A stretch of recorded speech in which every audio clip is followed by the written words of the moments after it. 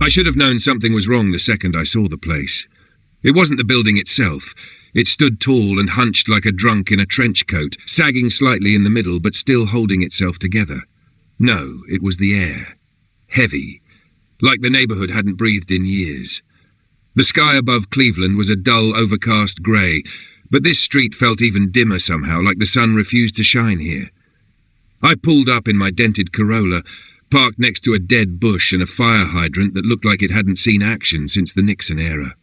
The street was quiet. Too quiet. Not the peaceful kind, but the hollow, abandoned kind. The only sounds were the slow creak of a nearby billboard swaying in the wind and the distant cry of a train that never seemed to get any closer. The building's name was stenciled in chipped gold lettering above the door. Elder Hollow Apartments. Charming, I muttered. I grabbed my duffel bag and laptop case, walked up the cracked concrete steps, and rang the buzzer. Nothing. I tried again. Still nothing. I was about to call the number I'd been given when the front door clicked open. A man stood inside, holding it for me. He was tall and rail-thin, like he'd been stretched out. White hair slicked straight back, skin pale and almost translucent. He wore an old maintenance uniform, the patch on his chest too faded to read. "You must be George Allen," he said. His voice was smooth but dry, like sandpaper gliding over glass. "Yeah, that's me." I tried to smile, but his eyes made me uneasy, cold, pale blue, the kind of eyes that didn't blink enough. "I'm Albert, superintendent." He stepped aside. "Come in." The lobby was dim and smelled like old wood and wet stone. A single bulb hung from the ceiling, flickering weakly. The wallpaper peeled in long, curling strips, revealing layers beneath, each older and darker than the last. "You'll be on the 3rd floor, apartment 3B. He handed me a rusted key attached to a wooden tag. "There's just one rule."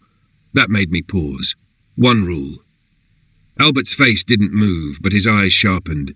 "Don't unlock the basement." I raised an eyebrow, thinking it was some kind of joke, but he didn't laugh. Just stared. My smile faltered. "Okay, why not?" "It's not safe." His voice dropped slightly. "That door stays locked. You understand?" I nodded, slower this time. "Got it." He said nothing more, just turned and disappeared into a hallway on the left. I stood there for a second, gripping the key, wondering what the hell I'd just agreed to. The stairs groaned under my weight as I climbed to the 3rd floor. The carpet was stained and threadbare. Paint flaked from the walls in long, papery ribbons. A faint scent of mildew hung in the air. Still, the place had a strange charm, if you were into haunted mansions and psychological breakdowns anyway. Apartment 3B was at the end of the hall. I unlocked the door and stepped inside. It was small but livable. Kitchenette on the right, tiny living room, bedroom through a narrow doorway. The windows were grimy but let in enough light to see by. Everything was old, tile, cabinet, stove, but functional. I dropped my bags and sat on the creaky couch, letting the silence settle. My phone buzzed. A text from my best friend Marcus. "How's the man?" I smirked and typed back, "Creepy but cheap. Just one rule. Don't unlock the basement, lol." He responded instantly. "Dude, that's the start of every horror movie ever. GTFO. I didn't answer. Instead, I leaned back and listened. There it was again. Faint. Barely there. A dragging sound. From below. I told myself it was the pipes. Just old plumbing. Rats, maybe. Or the wind. Still, something about the noise felt. Wet. I shook it off. I was here to write. To be alone. To finally finish the novel that had been living in my head for years. Creepy noises and weird landlords were part of the package, sure, but I'd survived worse apartments. I stood, stretched, and walked toward the bedroom. The floor creaked beneath my feet. Then I saw it. A small corner of something carved, peeking out from under the dusty rug near the closet. I bent down and pulled the rug back. My stomach turned. Etched into the hardwood was a circle of symbols I didn't recognize. Faint, faded, burned into the floor. Right in the center was a word. Hollow. I stared at it for a long time. In the silence, somewhere deep below the floorboards, something knocked. Once, then twice. I didn't move. I didn't breathe. The third knock never came. The first night in Elder Hollow was quiet. Too quiet. I had expected the usual city noise. Sirens wailing in the distance, dogs barking, maybe some late-night shouting. But all I heard was silence. Heavy, pressing silence. The kind that makes you feel like you're underwater. I stood in the middle of my new apartment, cardboard boxes still stacked around me like little towers, and let the quiet sink in. My furniture hadn't arrived yet, just a sleeping bag on the hardwood floor and a camping lantern flickering in the corner. The air smelled faintly of dust and something older, like wet stone or an empty church. The hallway light outside my door flickered every few seconds. Each time it buzzed, the shadows shifted along the cracks at the bottom of the door. I tried not to stare too long. I told myself it was just old wiring, probably normal for a building this ancient. I was brushing my teeth in the tiny yellow-lit bathroom when I heard it. Faint, hollow, a tap-tap-tap, not from the hallway, from the wall behind me. It stopped the second I turned off the faucet. I stood still, toothbrush hanging from my mouth, and listened. Nothing. I rinsed, spat, waited. Then it came again. Tap, tap, drag, like something was being pulled slowly along the inside of the wall. I turned around, heart thumping now, and pressed my ear to the plaster. Cold. Dead cold. I waited, breathing quietly through my nose. Silence. Then a whisper. So soft I almost thought I imagined it. Let me. I yanked back. My stomach dropped like I was falling off a cliff. I stared at the wall. Nothing. Just paint cracking in the corners and a water stain shaped like a handprint. I didn't sleep much after that. I spent the rest of the night lying on my sleeping bag with the lantern still on, the shadows on the ceiling twisted like they were alive. I tried to read, scroll my phone, distract myself, but I kept listening for another whisper, another scrape, another something. And I heard them, all night. Soft creaks in the walls, faint clicks in the vents, and once, just once, a low sigh coming from under the floorboards like the building itself had exhaled. By the time morning came, I looked like I hadn't slept in days. I made coffee and stood by the kitchen window, watching the street. No one walked by. Not a single person. I hadn't seen another tenant since I arrived yesterday. The air was still. The fog sat low, pressing against the glass like it wanted in. That's when I noticed something else. Something I hadn't seen the night before. There was a metal grate near the ceiling in the corner of the living room. Just a plain old vent, the kind every apartment has. But this one had something off about it. It looked newer than the rest of the place, like someone had replaced it recently. I dragged a chair over and climbed up for a better look. The vent cover was screwed in tight, but behind the metal slats I saw something odd, scratch marks. Deep ones. Dozens of them, carved into the wall just beyond the grate. Some were straight, others curled like spirals or runes. It didn't look random. And in the very centre, barely visible in the dust, a fingerprint, bloody, dried and brown. I stepped down from the chair, heart pounding again, trying to make sense of it. Maybe a raccoon got in, or someone had a really bad nosebleed and a weird sense of style. I wanted to laugh, but I couldn't. Something about that mark felt personal, like it was meant for me. I backed away from the vent slowly, my gaze flicking to the hallway. The basement door was at the far end of the corridor, past the elevator. I hadn't seen it yet, not really, but I could feel it, like it was watching me before I ever looked at it. That's when I remembered what Albert had said yesterday, just before handing me the keys. Don't unlock the basement. It hadn't sounded like a warning. It had sounded like a threat. And for the first time, I wondered if he wasn't trying to protect the basement from me. Maybe, just maybe, he was trying to protect me from what was inside it. And I had a very bad feeling. It already knew I was here. I woke up to the sound of something tapping. Not like the kind of tapping you hear from a leaky faucet or the old pipes clanking in the walls. No, this was deliberate, rhythmic, almost like someone was drumming their fingers on the floor just beneath my bed. I stayed still, listening. 5 slow taps, silence, then 3 more, then nothing. I sat up and looked around. The apartment was quiet again. Dust danced in the sunlight streaming through the broken blinds. I rubbed my eyes and tried to shake off the dream I couldn't remember but knew had left me sweating. The first few days at Elder Hollow were strange like that. Not terrifying, not yet. Just off. The apartment itself was old, and it felt it. Cracked ceilings, faded wallpaper that had peeled in the corners, a carpet that crunched underfoot in certain places. The smell was a mixture of mildew, wood rot, and something faintly metallic, like dried blood. I tried not to dwell on that last one. Still, for the price I was paying, I couldn't complain too much. Cleveland wasn't known for cheap rent anymore, but Elder Hollow was dirt cheap, suspiciously cheap.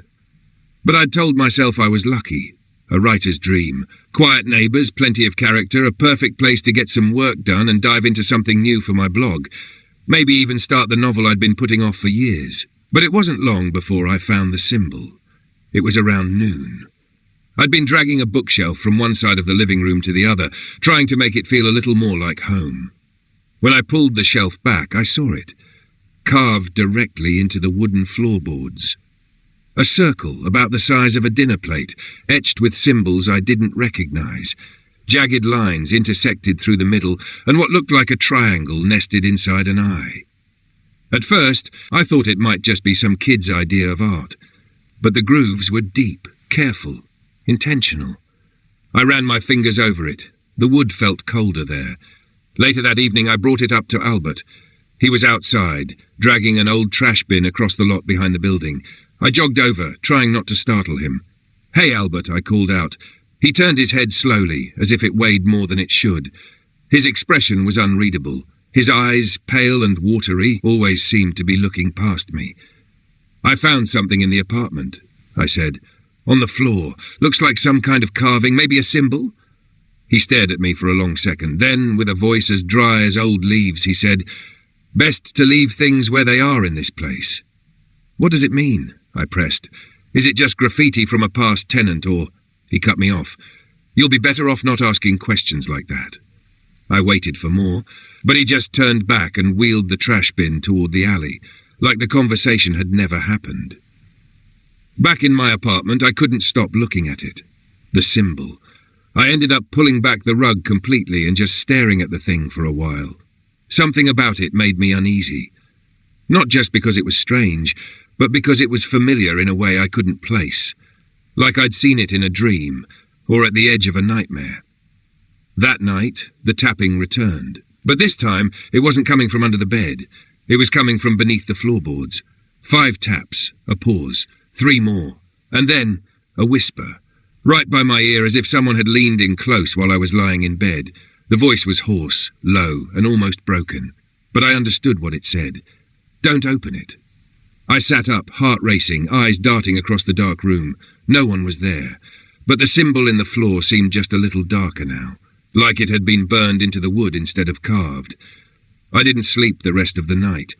The apartment was silent again, but I wasn't alone. I could feel that now. I first saw it on a Tuesday evening. I'd been living at Elder Hollow for just over a week, long enough to memorize the creaks in the floorboards and the way the shadows shifted down the hallway after dark, long enough for the building to start getting under my skin. That night, I couldn't sleep. Again. The dragging sound in the vents had returned, slow and deliberate, like someone pulling a heavy sack across the floor above me, except there was no floor above me. I was on the top level. So I got up. I needed to move, to do something that felt normal. I grabbed a flashlight from the kitchen drawer and decided to explore the building a bit, just to clear my head. I told myself it was for research, maybe to dig up a little inspiration for my blog. But deep down, I knew the real reason. I wanted to find the source of the noise. The hallway was dead quiet, lit only by flickering overhead lights. The air felt colder than usual, heavy like a basement that never saw the sun. I passed by a few apartment doors. None of them had numbers. That had always struck me as odd. They were either scratched off or painted over, like someone didn't want the tenants remembered. Then I saw the door. At the far end of the hallway, behind a stack of old folding chairs and a cracked mop bucket, was a door I hadn't noticed before. It was heavy, rusted metal, almost out of place in a building made mostly of wood and crumbling drywall. A thick chain wrapped around the handle, padlocked in place. There was a small plaque nailed into the wood frame above it.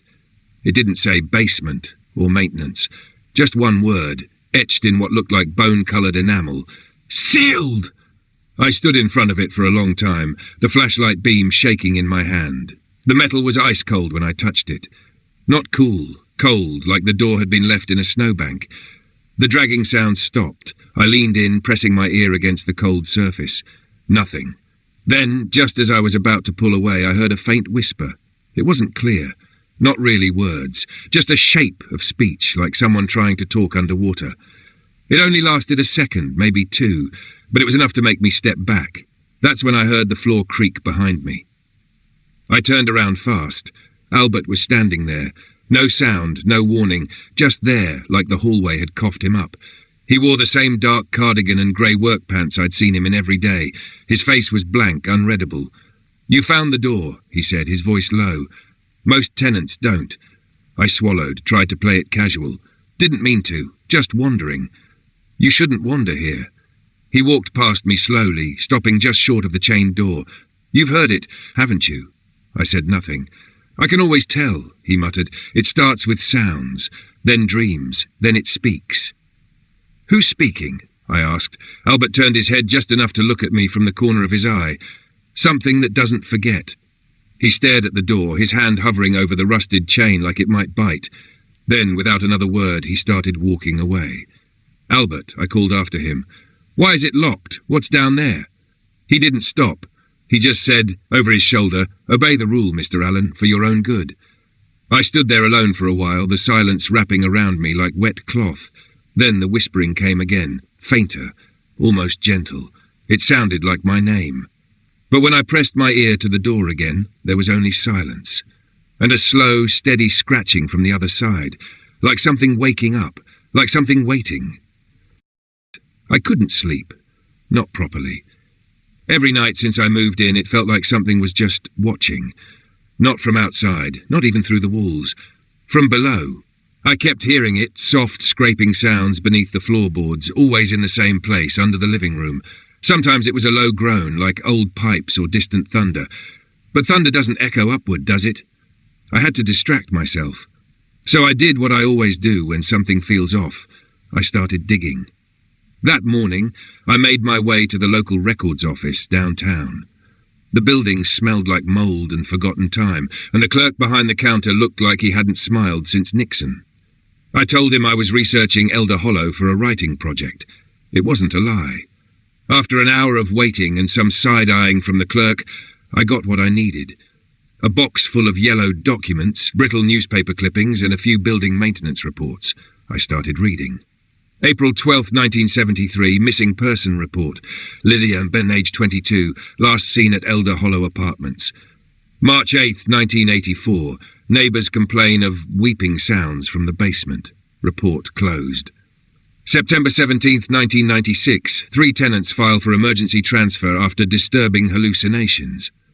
One claims to have seen a figure crawling on the ceiling. My fingers went cold as I turned each page. It wasn't just 1 or 2 stories, it was dozens. Tenants disappearing, tenants going mad. And it always centred around Unit 3A, my apartment. I sat there in that dusty archive room, papers spread out in front of me, heart thumping like a drum. One article stopped me cold. Local student found dead in apartment hallway, clutching a page covered in symbols and blood. Authorities say the victim had carved out his own tongue. No sign of forced entry. The Plain Dealer, June 22, 2004. There was a photocopy of the page the student was holding. The symbol on it, same one etched under my living room rug. I stared at it for a long time. My hands trembled as I stuffed the documents back in the box.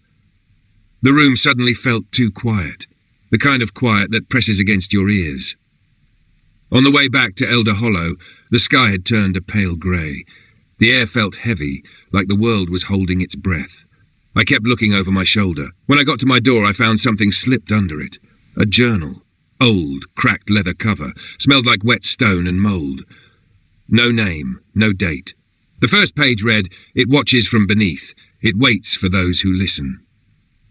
The handwriting was jagged and frantic. Some of the ink was smudged, as if the writer had been sweating while writing, or crying. I sat on the floor and flipped through the pages. They were filled with entries.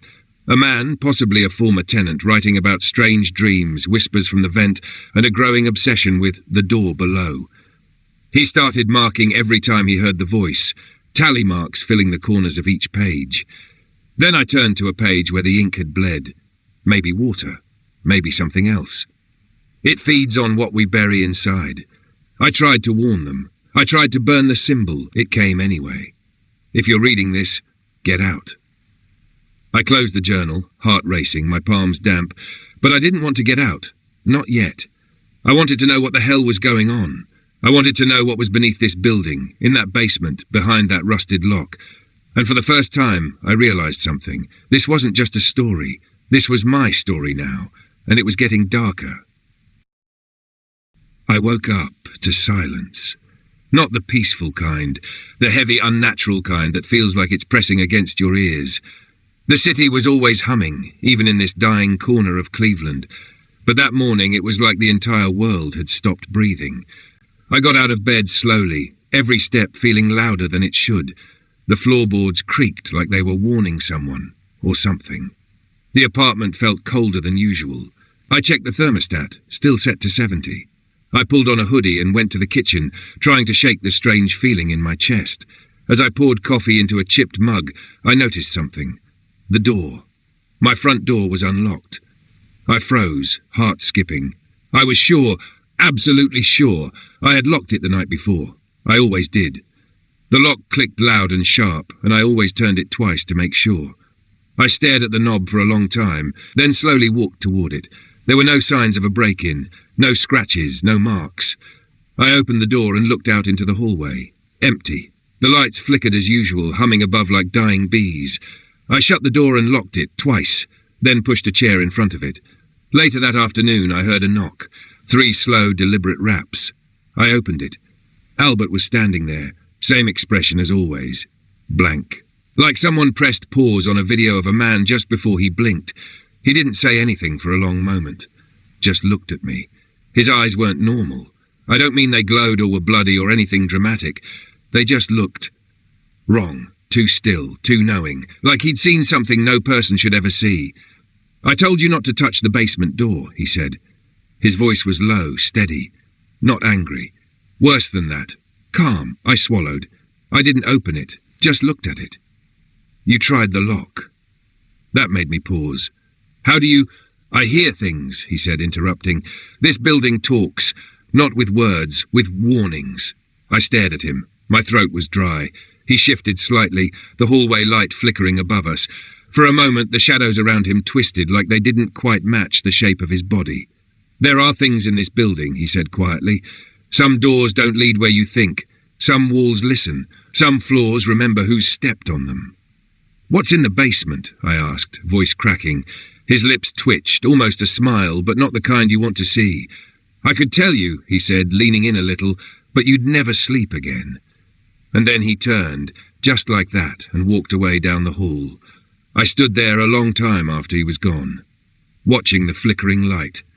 Later that night, I checked every corner of my apartment, under the bed, in the closets, behind the shower curtain, and then I saw it, on my desk, sitting right on top of my notebook. The old tenant's journal. But I hadn't taken it out. I hadn't touched it in 2 days. The bookmark had moved. A new page was open. There was one sentence written in shaky black ink. He watches so it doesn't wake up, but it's already listening. I didn't sleep that night. The noises started around midnight.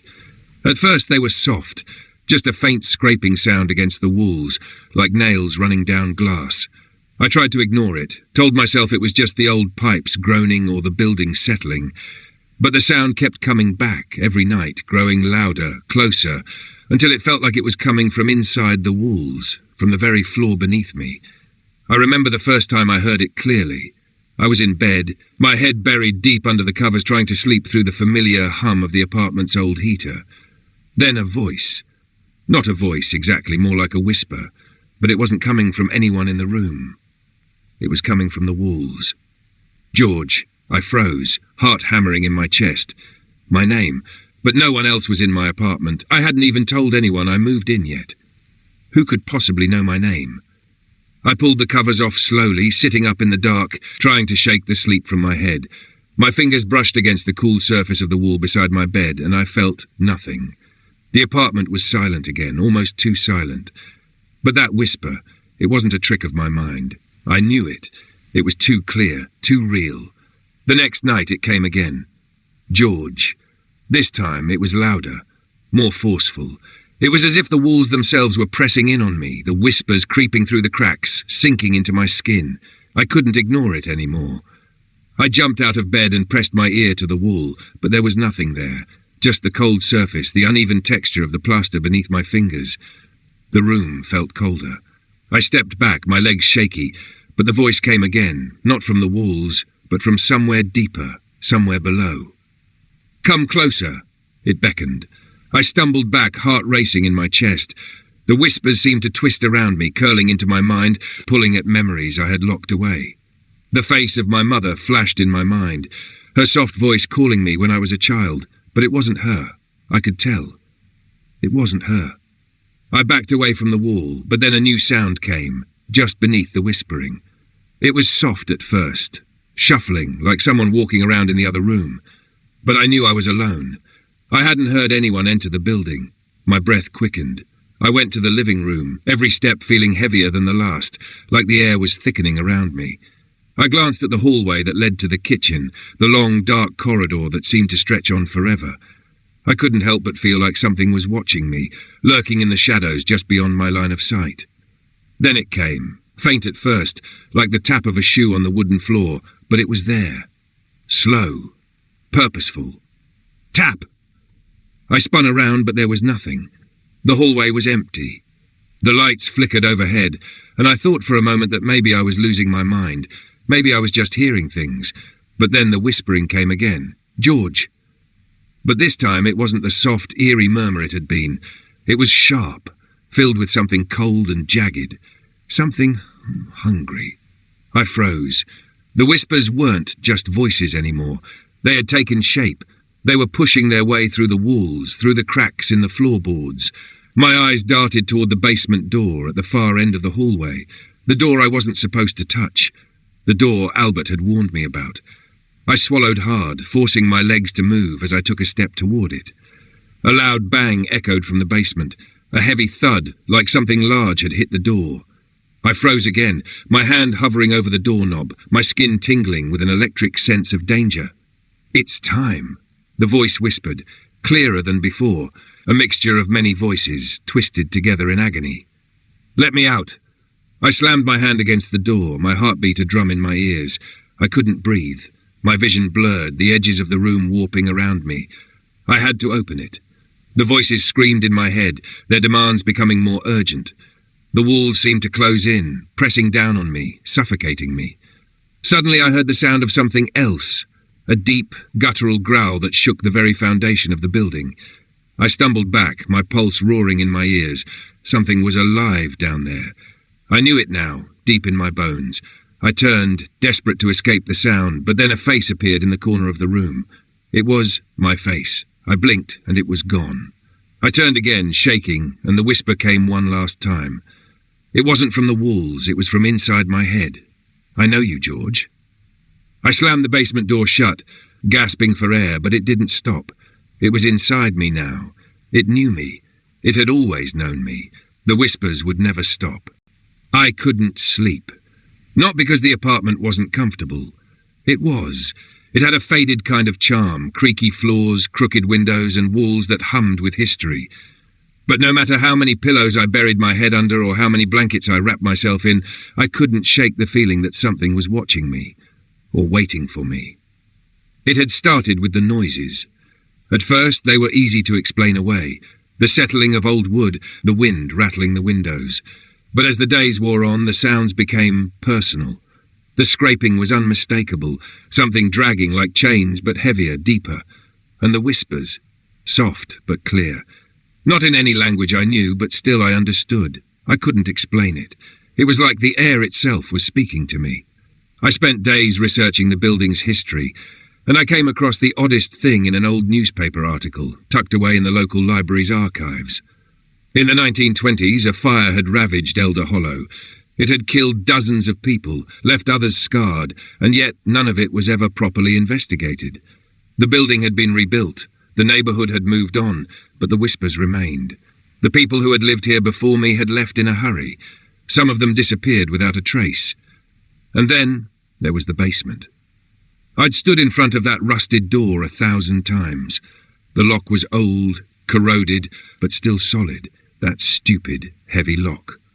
Every time I walked past it, I felt the same thing in my gut. Curiosity, fear, a desire to know, to unlock it. And with every passing day, it became harder to ignore. Albert's warning had only made things worse. Every time I saw him, his eyes would flicker with something I couldn't place. Fear? Anger? He wasn't just trying to stop me, he was terrified of what would happen if I succeeded. So I tried to avoid it. I really did. But tonight was different. The sounds were louder than usual. The dragging was unmistakable, coming from directly beneath me. The whispers seemed to come through the walls, circling my mind, burrowing deeper. I felt like I was losing control, like the walls themselves were closing in. And with that strange, uncontrollable itch gnawing at my mind, I found myself standing in front of the basement door once more. I hadn't meant to do it. I really hadn't.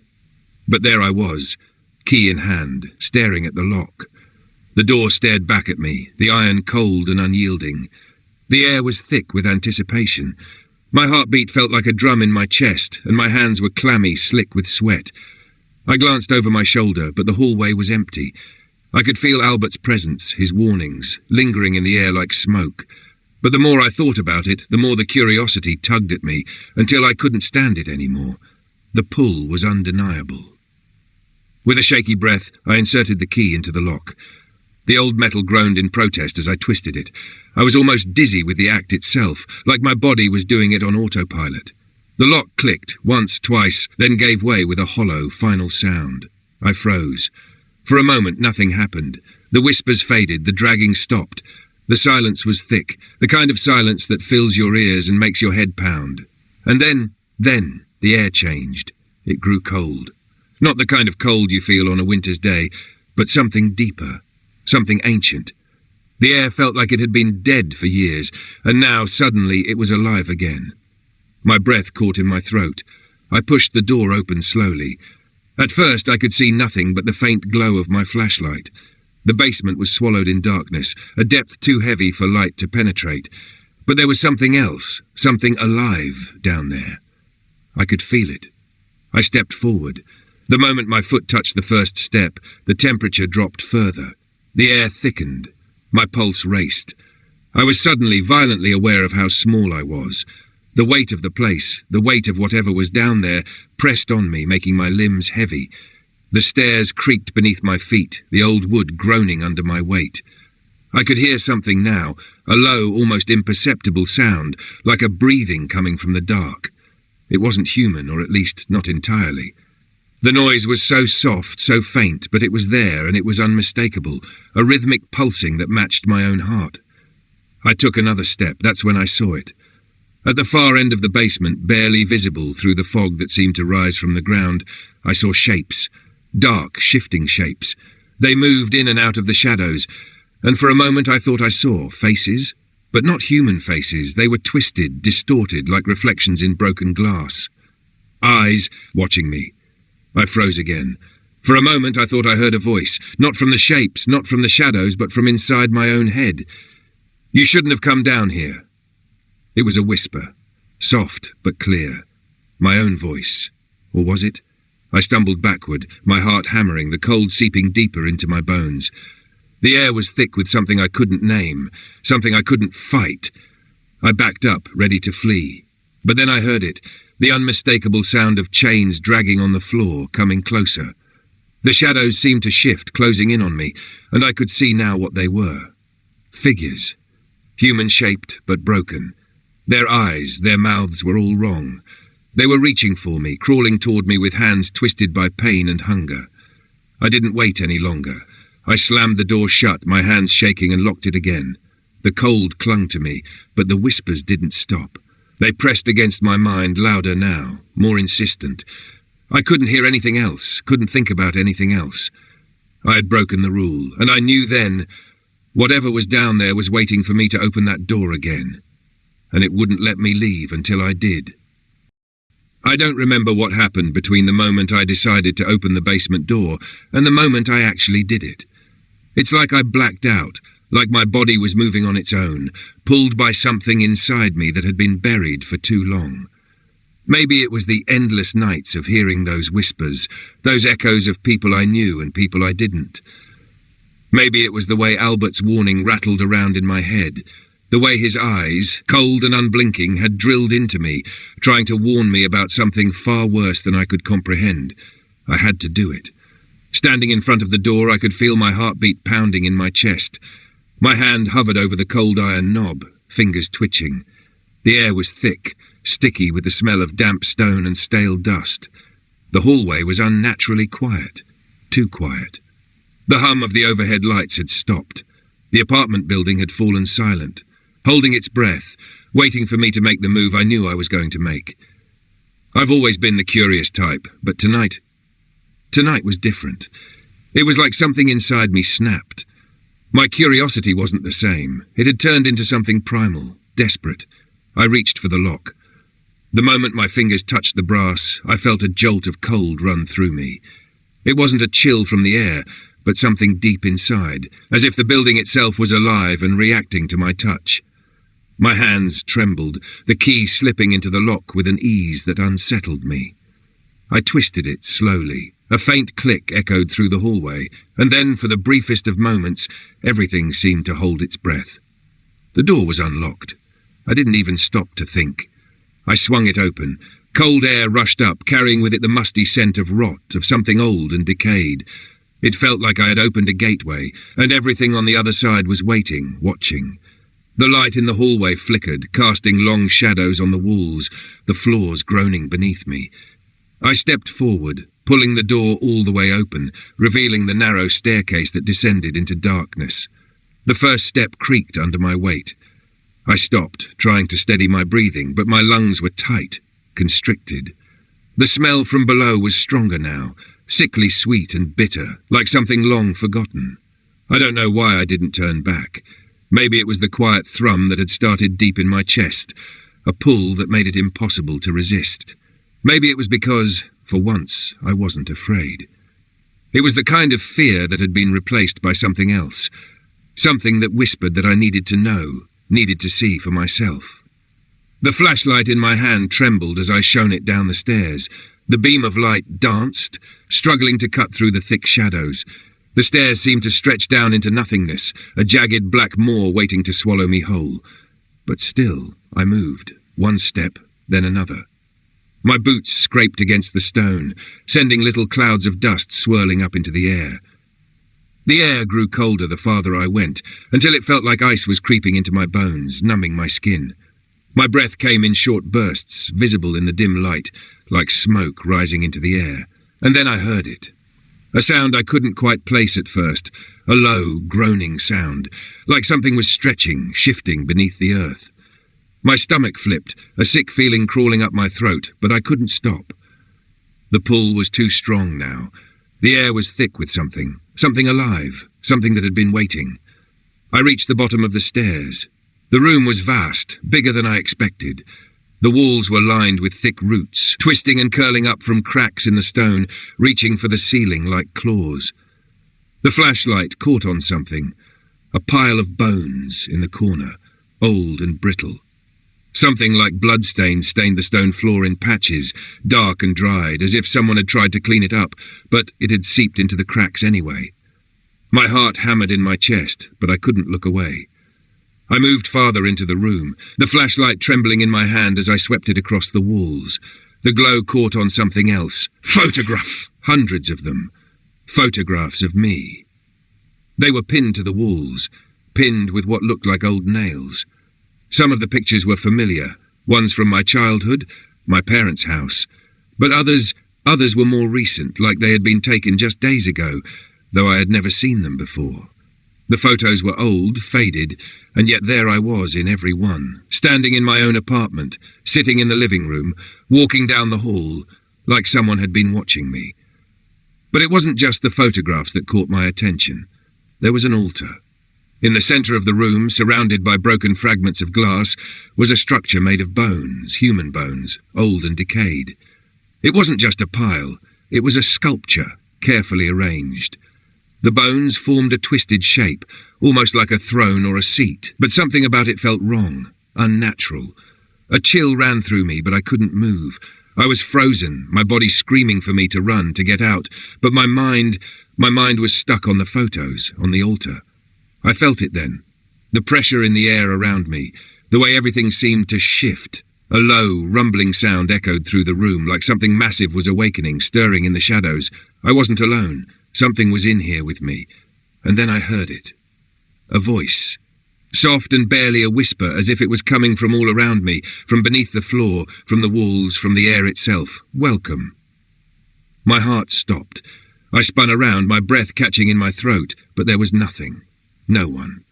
Just the darkness stretching on, and the whispers that were growing louder. It had found me. I stepped into the basement, the weight of the door behind me, now closed for good, or so I thought. The cold was the first thing that hit me, biting deep into my skin, making my breath visible in the stale air. It was like stepping into another world, one that had been forgotten by time, or maybe one that time had been afraid to remember. The moment the door clicked shut, the sounds from the rest of the building disappeared. The silence down here was thick, suffocating. There was no hum of the old fridge, no murmur of the neighbours upstairs, just the smell of damp earth and something older, something decayed. I clicked on the flashlight, my fingers trembling as I held it steady. The beam sliced through the darkness, revealing nothing but peeling paint on crumbling walls. The floor was a mess of broken tiles, some cracked and others missing altogether. But it wasn't the state of the place that made my stomach twist. It was the quiet. The kind of quiet that felt like something was waiting, watching. I took a few tentative steps forward, my boots echoing off the concrete floor. The air grew colder with every step, like I was moving deeper into something far darker than I had imagined. My breath came out in small, sharp bursts, and each step seemed to make the shadows stretch longer, like they were reaching for me. Then I saw it. At first, I thought it was just my mind playing tricks on me, my eyes adjusting to the darkness, nothing more. But no, the walls were covered in photographs. I froze, blinking rapidly to make sure I wasn't hallucinating. But they were there, all around me, hundreds of them. Some old, some recent, but all of them, of me. I couldn't breathe. My heart slammed into my ribs, like it was trying to escape my chest. My feet felt like they were glued to the floor. The photos were pinned to the walls with rusted nails, arranged haphazardly, some falling from their place. The faces in them stared out at me, each with their own story, their own strange expression. Empty eyes, blank stares, some with smiles that never reached their faces. But it was the recent ones that made my stomach flip. There I was, standing in my apartment, sitting at my desk, even standing in front of the mirror, holding a cup of coffee. How could they have gotten these? These photos weren't from my camera. They weren't from any album I owned.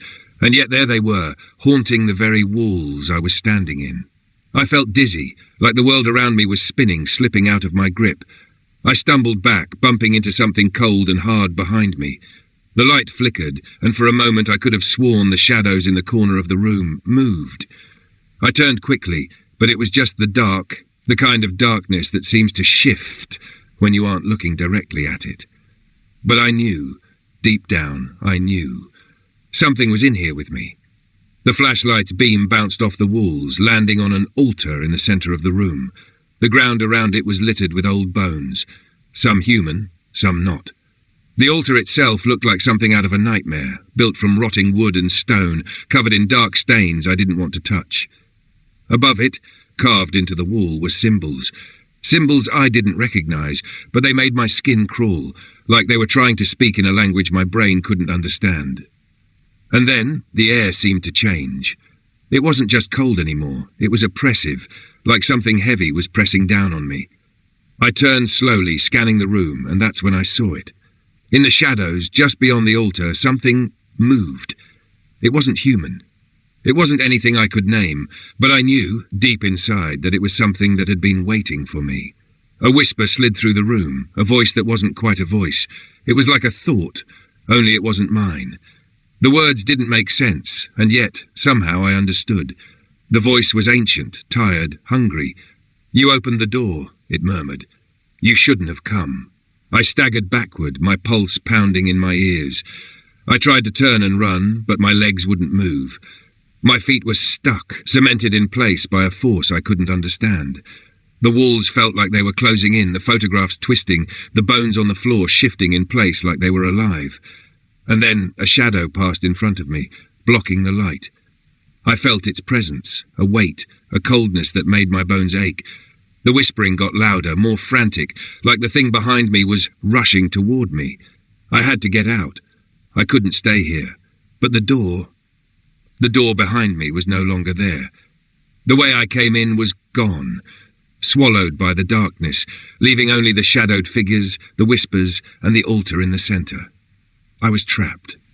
The basement wasn't just a room beneath the building. It was something older, something that had been here long before I arrived, and something that wouldn't let me leave. The floor creaked. The walls groaned. I spun around, and there, in the far corner of the room, was Albert. His eyes were empty, his skin pale and stretched tight over his bones. He didn't speak at first, he just watched me, his face twisted into a kind of sorrow I couldn't quite place. His mouth opened slowly like he had to force the words out. "It's awake," he said, his voice cracking like dry wood, "and now so are you." And then I understood. Albert wasn't here to stop it. He was here because he had been its warden, and I was the next one to take his place. I tried to scream, but the sound got caught in my throat. The basement had already taken me, just like it had taken everyone else before me, and it wasn't letting me go. The air in the basement was cold. Too cold. It wasn't the kind of chill you get in a forgotten damp place. This was unnatural, the kind that made your skin crawl even before you knew it was happening. My breath fogged up in the beam of my flashlight as I took one step down after another, the creak of the old wooden stairs echoing like the groan of an old man waking up from a long, painful sleep. I could feel the weight of the building on top of me, its history pressing down on my shoulders like an invisible hand, guiding me deeper. Behind me, Albert's footsteps were soft, too soft, like he wasn't even walking on solid ground. His presence lingered, a silent force that filled the space without ever actually touching anything. I didn't dare turn around to look at him. I knew he was there. I could feel him, watching, waiting, just like he always did. I reached the bottom of the stairs and swung the flashlight around. The light didn't seem to stretch far enough. The shadows swallowed it up, as if there was something just beyond the reach of the beam, something bigger, more alive than the concrete and stone. The basement stretched out like a cavern, vast, stretching endlessly in every direction. But the most unsettling part of it all was the silence. Not the dead, quiet kind that makes you uneasy, but the kind that makes you feel like you're standing in the middle of something waiting for the right moment to speak. Then I saw it. The walls of the basement were covered in pictures, old, yellowed photographs pinned haphazardly to the damp concrete, curling at the edges like they were alive, trapped in time. And there, right in the middle of them, was my face, staring back at me, eyes wide, as if caught in a moment of shock. My blood ran cold. "What the hell is this?" I muttered, stepping forward. I reached out to touch one of the photos, my fingers trembling. The face staring back at me was mine, but it wasn't. It was a picture from years ago, a day I barely remembered. The lighting was wrong and the look in my eyes was off. I pulled my hand away, feeling the hairs on the back of my neck stand up. Behind me, Albert's voice finally broke the silence. "It knows you," he said. The words were slow, careful, like he didn't want to say them but couldn't stop himself. "It knows everything about you." I turned to face him. His eyes weren't like they were before. They were empty, hollow, dark, like he wasn't fully there, like something was missing. "What is this? What is down here?" I asked, my voice unsteady. Albert didn't answer immediately. His gaze flicked toward the altar in the center of the room, where the air seemed to distort, shivering like water in a pond disturbed by an unseen hand. The altar was made of bones. Human bones, stacked high and arranged in a strange, almost ritualistic pattern. Some of the bones were broken, others jagged, like they'd been snapped in half by something far stronger than a person. And there, lying on top of the altar, was a small blackened stone, smooth and slick, its surface reflecting nothing but the shadows around it. "It started with a pact," Albert said finally, his voice rasping. "A long time ago. A deal was made to keep it locked away. I've been the keeper, the warden, since then." He paused, and I could hear the weight in his words, the tiredness in his tone. "That stone," he pointed toward it, "is what keeps it locked. And now you've unlocked it." I shook my head, backing away from him. My mind was spinning. "What the hell are you talking about? What is it?" Albert stepped forward then, his movements slow, as if he were gathering the last bits of strength he had left. "It's not just a thing," he said, his voice quieter now. "It's a presence, a force. It feeds on people, on their fear, on their regrets.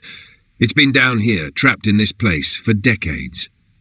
He looked at me with eyes that seemed too old, too knowing. "It feeds off of memories, George. And now it knows you.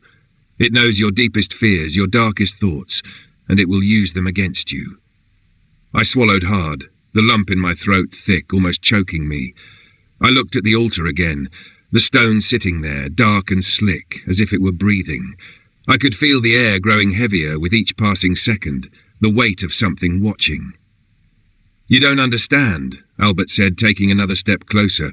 His voice was barely a whisper now. "It doesn't just want to kill you.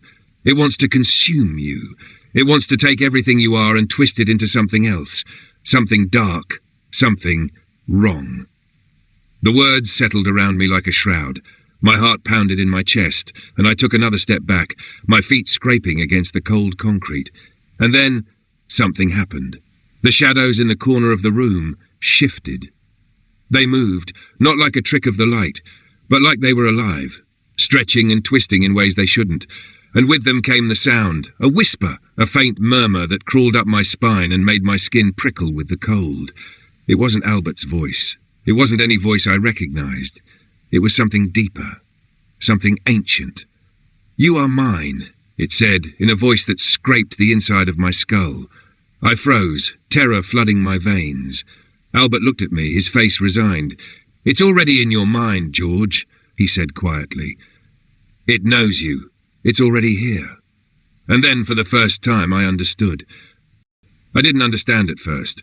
The darkness, the freezing air, the weight of something heavy pressing down on me. It all felt wrong, like I'd crossed some line I shouldn't have. But I had to keep going. I had to see it. I had to know.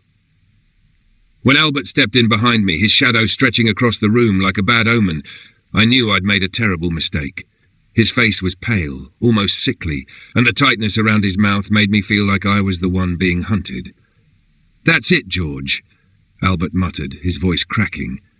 "You've seen it now. There's no turning back." I turned to him, but he wasn't looking at me. His eyes were fixed on the altar, or whatever it was, in the center of the cavernous basement. It wasn't just a pile of bones or strange old relics. It was alive. I could feel it, a pulse, a heartbeat that matched my own. Something in me screamed to run, to bolt back upstairs and never look back, but my feet felt like lead. The air was thick, humid almost, like something was breathing. The walls of the cavern felt wet, as if the stone was sweating. And then the noise started, a low hum. At first I thought it was my own heartbeat, thumping loud in my ears, but then it grew, vibrating through my chest, making my teeth ache. It wasn't me. It wasn't me at all. I looked around the room, desperate for anything that would make sense. But all I saw were old photographs, old memories, faces I didn't recognize, faces that looked like me. Some were faded, others still crisp, but they all shared one thing in common. They were pinned to the walls, their eyes hollow and dark, staring at me. It was as if I was in a room full of people who knew me, knew everything about me, and they were waiting. Waiting for something to happen. For the moment I realized it had all been for me. I wanted to scream. I wanted to turn and run and forget all of it. But before I could, the air grew even colder. A sound like whispers. Too soft to make out, but growing louder, more insistent. They came from the walls, from the ceiling, from the shadows themselves. "George," came a voice so familiar, so wrong. I froze. It was my mother's voice. I could hear the softness, the way she used to say my name when I was little, when everything was still okay. The warmth. But there was none of that now. Just the empty ache of a voice that should never have spoken again. "George," it said again, and this time the tone shifted. Cold, detached. I stumbled back, my breath shallow, heart racing. My mind screamed to ignore it, to shut it out, but I didn't. I couldn't shut it out. "Don't listen." Albert said, his voice strained. His hand gripped my shoulder, tight, too tight, pulling me back toward him. It's not her. It's not anyone you know. The whispering grew louder, turning into laughter, low and guttural. And then it came again, not in the voice of my mother, but in the voice of someone else. Someone I couldn't place. A girl, maybe. A woman. The sound twisted around me, like it was everywhere and nowhere at once. Open your eyes, George. We've always been here. It wasn't a voice. Not really. It was everything. The walls, the floor, the very air around me. It was the basement. The building itself speaking. Albert stepped forward, his feet shuffling along the wet ground, almost like he was drawn to it, drawn to the altar, to the thing that stood in the centre, pulsing in time with my heart. He reached out to touch it. No, I whispered, but it came out like a breath of dust. Albert, don't. But it was too late. As his fingers brushed against the altar, a deep, low growl rose from the shadows. Something huge shifted in the darkness. Something was waking up. I didn't know how I knew, but I did. The ground beneath us shook. Albert's face, usually so stoic, twisted in terror as he tried to pull away, but it was too late. The thing in the centre of the room, whatever it was, began to stretch outwards, tendrils of darkness reaching for him. No! He screamed, but it didn't sound like him. It sounded like the thing was speaking through him, using his voice. His eyes rolled back in his head, and for a moment, I thought I saw a flash of something other. A face, too monstrous to be real, with too many eyes and a mouth full of sharp teeth. I wanted to run. I knew I had to run. But I couldn't. My feet were frozen, glued to the stone floor by some force that wasn't mine. Albert's screams grew louder as he was pulled into the darkness, his body writhing, twisting unnaturally. Then, as suddenly as it had started, it all went silent. The shaking stopped, the whispers faded. All that was left was the smell of rotting earth, and the sickly taste of something bitter on my tongue. I turned toward the door, but it was too late. I couldn't leave. Not anymore. The thing in the basement knew me, knew my every regret, my every fear. It had been waiting. And now it was hungry. The basement door creaked closed behind me, the sound echoing through the dark, the heavy iron lock clicking back into place as if it had been waiting for me. I stumbled back up the stairs, gasping for breath, my heart pounding in my chest like it wanted to tear itself out. The air was thick, as if the entire building was holding its breath, waiting for something, waiting for the weight of what I'd done to crush me. Albert's voice cut through the silence. You've unleashed it, George. You think you can undo that? I turned, my legs unsteady beneath me. Albert was standing in the doorway, his face pale, his eyes wide, more frantic than I'd ever seen him. The man who had warned me, the man who had made it clear time and time again that the basement was off limits, was now shaking, not from age, but from fear. Real fear. You should have listened, he muttered. But now you've gone and opened it. Now it's out. It's awake. He stepped forward, and I took a step back. My hand brushed against the wall, and it felt cold, colder than it should have been. Cold like the air beneath the earth, like the air where it had been buried for so long. What do we do? I asked, voice ragged. I wasn't sure if I was asking him or the air itself, the heavy silence that pressed down on my shoulders like a weight I couldn't shrug off. I wasn't sure what was happening. Was I hallucinating? Was it all real? Albert didn't answer immediately. He just looked at me, eyes heavy with regret. Then he sighed, a sound filled with years of suffering. There's no going back now, George. No way to shut it out. It's inside you now. It knows you. The words hit me like a slap. I couldn't breathe. My chest tightened. Inside me? I whispered. I wanted to laugh at the absurdity of it, but my throat closed up before I could make a sound. Albert nodded grimly. It doesn't just live in the basement, George.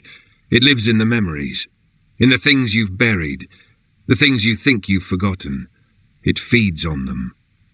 I could feel it then, the weight of the room pressing in, of the air turning colder, thicker, as if the walls themselves were closing in on me. My skin prickled with the sensation of something watching me from the darkness, something older than time, something that didn't care about my questions or my fear. I'm sorry, Albert said, stepping forward again, his voice quieter now. He was trembling, but I couldn't tell if it was from age or something else. I've kept it in for decades, trapped it, but I'm not strong enough anymore. His hands clenched at his sides, fists trembling. I'm not who I used to be, George. I've been feeding it, my own memories, keeping it hungry so it wouldn't get out. I blinked, trying to make sense of it, trying to grasp the enormity of what he was saying. What do you mean? You've been feeding it? You've been keeping it alive? He didn't answer. His eyes flickered toward the basement door, then back to me. I've made a deal, you see. It was the only way to keep it from taking everyone in the building. He paused, his breath catching in his throat. But it's too late now. It's already awake. And when it's awake, there's only one way to send it back. Send it back? What are you talking about? My voice cracked. I wasn't sure what I was hearing anymore. I wasn't sure if I was even awake. This couldn't be happening. It couldn't be real. Albert's face hardened. He stepped forward again, closer now, his eyes focused. I'm the one who kept it here, George, and now I have to be the one to stop it. His hands were shaking harder now, his old skin trembling under the pressure. But I can't do it alone. I stepped back, my heart hammering harder in my chest. What do you want me to do? You're the one who... My voice broke, but I had to ask. What do you mean you can't do it alone? Albert's eyes met mine, and for the first time I saw something beyond the fear. There was understanding in his gaze, and resignation. You've already unlocked it, George. You've opened the door. You've let it know you exist. He reached into his coat pocket and pulled out something small, something metallic. A key. It wasn't like the one I'd used to open the door. It was old, its edges worn down from years of use, from being kept in the dark. He held it out to me, and I took it instinctively, even though I didn't want to. I knew deep down that I wasn't meant to have it. This is the key, he said softly, the one thing that can seal it again. I felt the weight of it in my hand, heavy like lead. And you think I can just use this to stop it? Albert nodded, but there was something haunted in his eyes. You don't have much of a choice, George. Neither of us does. The room seemed to spin for a moment, my vision blurring. Then the walls shifted, the floor cracked. The noise from the basement, the dragging, began again, but this time it was louder, closer, as if the thing down there was already coming up. Albert took a deep breath, his expression one of calm acceptance. I'll keep it distracted. You use the key. What do you mean? My voice was barely a whisper. My legs were shaking, my stomach rolling like I was about to be sick. Albert didn't answer. He just stepped back and gestured to the basement door. His voice dropped to a whisper. I'm sorry it has to be this way. And then he turned, walking toward the door with that same steady pace, but this time I didn't follow. I couldn't. I didn't even have the strength to breathe anymore. It was too late. I didn't even notice when Albert went back down.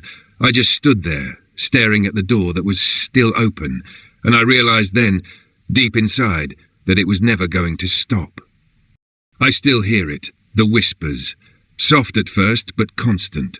If I strain my ears, I can almost make out the words. Not quite, though, just echoes, muffled voices calling me like an old lover or a forgotten friend. Some days I think I'm losing my mind. I probably am. But the whispers, they're real. I know they are. And they're always there, just below the surface of every thought. I haven't been able to sleep for more than an hour in weeks. The blankets feel heavy, like someone's sitting on the edge of my bed watching me.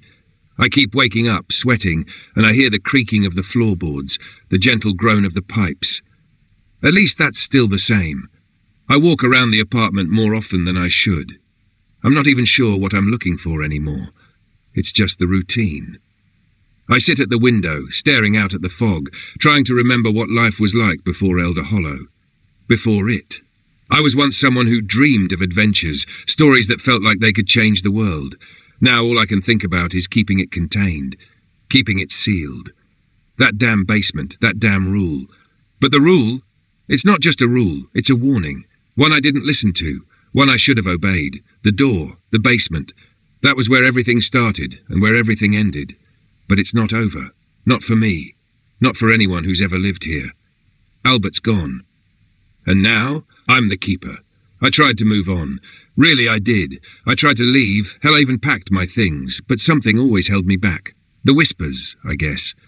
They're worse now, more insistent, like something scratching at my brain, begging me to unlock the basement again. It wants out. I can feel it. And maybe that's the worst part. knowing that it's still down there, still waiting. For me. For someone else. I try to push it out of my head. It's hard, though. Every time I pass the door, I feel the pull, the gravity of it. The door doesn't look special, just an old rusted thing, but there's something about it. It feels wrong, like it's breathing, like it's alive. I don't know how Albert did it. I don't know how he kept it at bay for so long. Maybe he didn't. Maybe he was the one keeping himself at bay. I wonder sometimes if it wasn't just the building that kept us all here. If it wasn't just the fire or the disappearances. Maybe it's the basement. Maybe the building is its own trap. Maybe we're all here to make sure no one opens the door. And maybe I'm just the latest fool in a long line of them. I'm not alone in this. I know that. I can feel it. The other tenants, they know too. They always avoid me now, like I've become part of the building itself. They're scared of me, of what I know, of what I did. There's a new tenant moving in today. I've seen her around a few times talking to the landlord, taking measurements for furniture. She's young, maybe in her 20s. She doesn't know. She doesn't know what she's walking into. Her name is Lily. I caught her eye yesterday in the hallway. She smiled at me, a polite, curious smile, like she didn't know how off I must seem now, how far gone I am. She doesn't know that there's a door downstairs, a door that shouldn't be opened. I've been staring at the keys in my hand, the same ones Albert gave me, the same ones that now feel like they weigh 1,000 pounds. I should give them to her. I should let her live her life, enjoy this place like it's just any other apartment. But I can't. The whispers are louder now. They always get louder when someone new comes. They want her, and they'll get her if I don't stop them. I stand in front of her door, the one she's just unlocked to move in. She's gone out for groceries, her car parked down the street. I know she'll be back soon. I've been waiting for this moment all day. I didn't think it would feel so hard, but it does. I don't want to do this, but I can't let her make the same mistake. I knock on her door. She answers almost immediately, smiling, looking so innocent. She's young. She doesn't know what I know. "Hey," I say, trying to sound casual. "I'm George. I live in 3B. She nods, looking up at me with a polite curiosity. "I was just wondering if I could have a quick word with you." She looks at me for a moment, then steps aside, holding the door open. I can see the neat stacks of boxes inside, fresh paint, and the bright light of a new beginning. It feels wrong. The whole scene feels wrong. She doesn't belong here. I step inside. "I don't want to scare you," I begin, my voice thick with something that sounds like regret, "but you need to listen to me." Her smile falters slightly, the warmth draining from her face. "What's wrong?" I swallow, my mouth dry. I feel the cold of the apartment against my skin, and the whispers crawl over my thoughts like 1,000 insects. "There's a basement here. The door, you can't open it." She laughs, a little nervous. "What, like some kind of old building superstition?" "It's not a superstition," I say, my voice shaking. "It's a warning. You don't unlock that door." Her expression shifts. I can see it now, the uncertainty. She doesn't believe me, but she doesn't dismiss me either. She's curious. Too curious. "The basement?" she asks, glancing over her shoulder as if the door could just appear right behind her. I nod. "You can do anything you want in this place, Lily. You can live here, you can settle in, but just remember one thing." I take a step closer, my voice low, urgent. "You can't open the basement door." For a moment I see something flicker behind her eyes. Fear, confusion, but also a certain curiosity. She's wondering if I'm mad. She should wonder. I am mad. I hand her the keys, letting them fall into her palm like a weight she's not ready for. "Don't unlock it," I whisper. She looks down at the keys, then back at me. For a moment I think she's going to laugh it off, say it's ridiculous, brush it aside. But instead she just nods slowly. She doesn't speak. "Thank you," she says quietly. I leave, and I know this isn't over. It will never be over.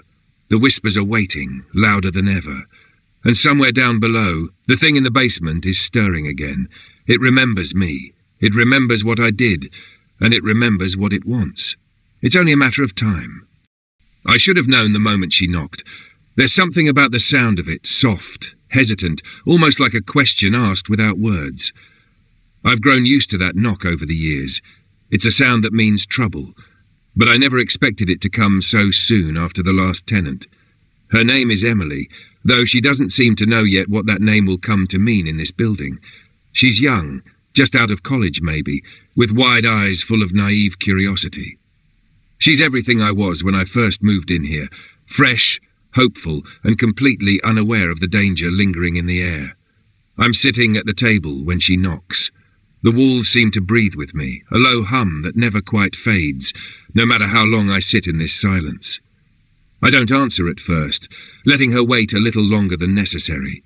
I'm watching her through the peephole, seeing her fidget, arms crossed against the chill. She probably thinks she's just another tenant in another old building, just like I did when I first arrived. But she's wrong. When I finally open the door, she's smiling, an eager, bright smile. "Hi, I'm Emily," she says, holding out a hand, and for a moment I wonder if I was ever that innocent, that unknowing. She's so open, like there's nothing inside her yet to be broken. I force myself to smile back, my own lips stiff from disuse.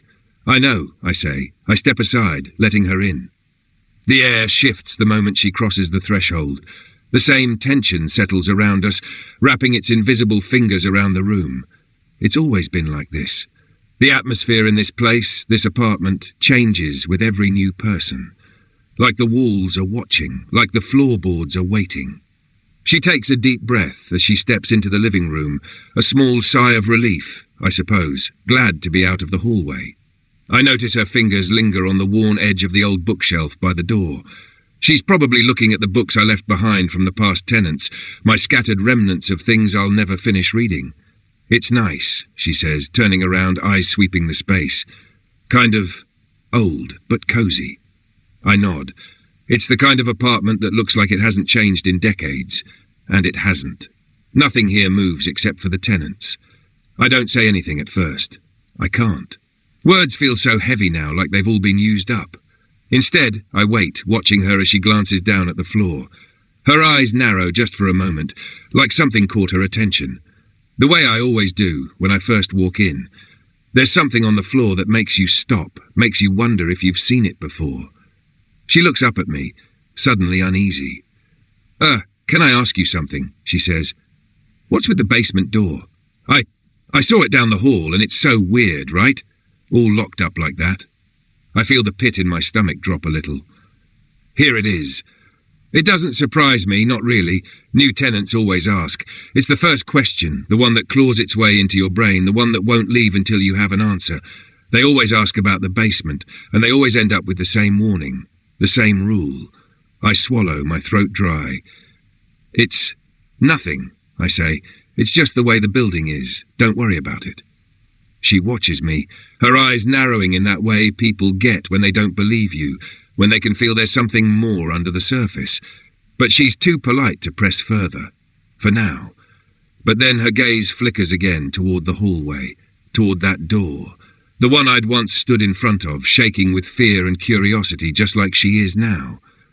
"I mean, I haven't heard anything," she says, her voice trailing off as she glances back at me. "It's just odd, don't you think?" It's all I can do not to laugh bitterly, though the sound catches in my throat. Of course, she hasn't heard anything. She's still fresh, still new. The noises, the whispers, the creaks, the dragging footsteps, they come when you least expect them. And they never stop once they start. I turn my eyes to the door, watching it loom just down the hall, just out of sight. The faintest shadow seems to pass in front of it. "The rule is simple," I say, my voice tight. "You can do anything you want in this apartment. You can stay here, live here, like any normal person.